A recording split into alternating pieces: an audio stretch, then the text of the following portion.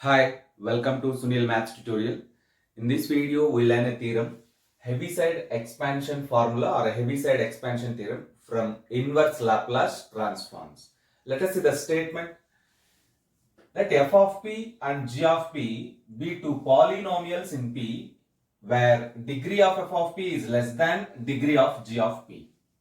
If g of p has n distinct roots, alpha 1, alpha 2 and so on, alpha n, then L inverse of f of p by g of p is equals to summation r is equals to 1 to n f of alpha r by g dash of alpha r into e power alpha r t. So this is the statement of Heaviside expansion theorem or formula. Let us prove this theorem. They given that both f of p and g of p are polynomials. Both f of p and g of p are polynomials. In the variable p, given that f of p, g of p are polynomials in the variable p, they given that one property, degree of f of p is less than degree of the polynomial g of p.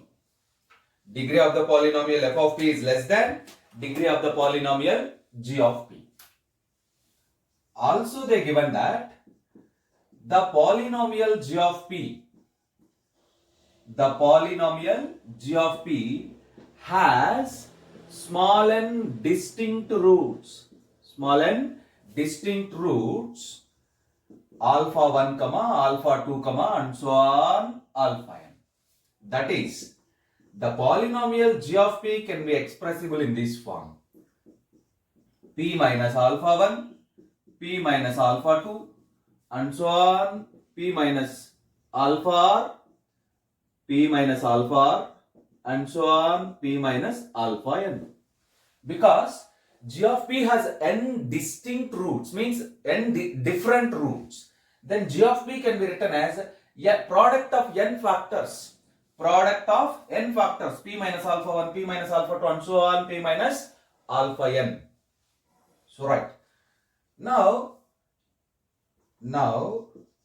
f of p by g of p can be written as f of p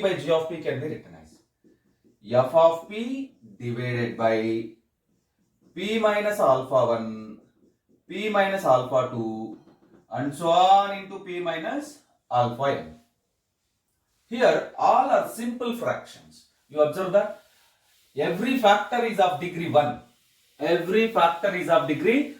they are linear factors. By applying partial fractions, by using partial fractions,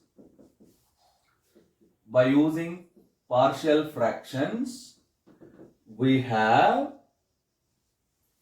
f of p by g of p is equals to, f of p by g of p can be written as, this expression can be written as a1 by p minus alpha 1 plus a2 by p minus alpha 2 plus and so on plus ar by p minus alpha r plus and so on an by p minus alpha n, where a1, a2 and so on an are constants. Are real numbers which are constants. Let it be equation number 1. Now multiplying on both the sides with p minus alpha I. Multiplying on both sides with the term p minus alpha I. Multiplying on both the sides with p minus alpha I and taking limit p tends to alpha r, we get. Observe that. By multiplying every term with p minus alpha I and taking p tends to alpha r, every term get cancelled. We simply get alpha r term because p minus alpha r get cancelled. In the left side we have limit p tends to alpha, f of p divided by g of p into p minus alpha, and all the remaining terms get cancelled. Where r is equals to, where r varies from 1 to and so on, small n. So, by multiplying the above equality with p minus alpha and taking limit p tends to alpha r, every term get cancelled, we get alpha r is equals to, not a alpha, ar is equals to, limit p tends to alpha, f of p by g of p, p into p minus alpha, r is equals to and so on.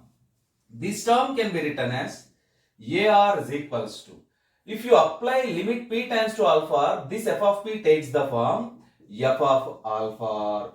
Again, limit p tends to alpha, p minus alpha divided by g of p. You observe that alpha r is a root. Alpha r is a root of g of p. Alpha r is a root of g of p. So if you apply p, limit p tends to alpha r, the numerator becomes 0. Denominator also becomes 0. It means this limit is in this form, 0 by 0 form. Limit p tends to alpha r, p minus alpha r divided by g of p is in the form of 0 by 0, which is undetermined form, which is known as undetermined form. So now by applying L'Hospital rule, to find this limit, apply the L'Hospital rule. If you apply the L'Hospital rule, then you get ar is equals to f of alpha r limit p tends to alpha r into derivative of numerator. Derivative of numerator is 1, derivative of denominator is g dash of p. G dash of p. This step occurred by using L'Hospital rule. By using L'Hospital rule, because we have undetermined form, so we differentiate the numerator, we differentiate the denominator. We know the L'Hospital rule. Limit x tends to x naught, f of x divided by g of x is equals to the same limit x tends to x naught, f dash of x divided by g dash of x. So now, by using the L'Hospital rule, this fraction p minus alpha r divided by g of p becomes 1 by g dash of p, because derivative of p minus alpha r is 1, derivative of g of p is g dash of p. So which implies as ar is equals to f of alpha r into 1 by g dash of alpha r. G dash of alpha r after applying the limit. That is nothing but ar is equals to f of alpha r divided by g dash of alpha r for all r is equals to 1, 2 and so on, small n. Let it be equation number 2. Now using equation 2, in equation number 1 we get, by using this equation, in equation 1 we get f of p divided by g of p is equals to f of p divided by g of p is equals to f of alpha 1 divided by g dash of alpha 1 into 1 by p minus alpha 1 plus f of alpha 2 divided by g dash of alpha 2 into 1 by p minus alpha 2 plus and so on. In rth case, f of alpha r divided by g dash of alpha r into 1 by p minus alpha r plus and so on, plus in the last term we get f of alpha n divided by g dash of alpha n into 1 by p minus alpha n. This is nothing but a1, this is nothing but a2, and this is nothing but ar, and so on, this is nothing but an. So right. Now taking inverse Laplace transforms on both sides of this equation.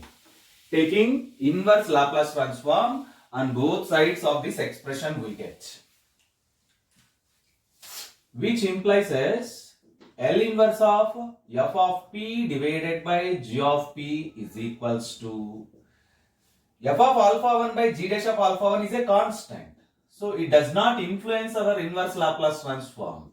So f of alpha 1 divided by g dash of alpha 1 into L inverse of 1 by p minus alpha 1 plus f of alpha 2 divided by g dash of alpha 2 into L inverse of 1 by p minus alpha 2 plus and so on plus f of alpha r divided by g dash of alpha r into L inverse of 1 by p minus alpha r plus and so on plus f of alpha n divided by g dash of alpha n into L inverse of 1 by p minus alpha n.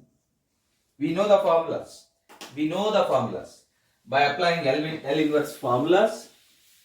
So the right side takes the form which is equals to f of alpha 1 by g dash of alpha 1 into e power alpha 1 t plus f of alpha 2 by g dash of alpha 2 into e power alpha 2 t plus and so on plus f of alpha r by g dash of alpha r into e power alpha r t plus and so on plus f of alpha n divided by g dash of alpha n into e power alpha n t.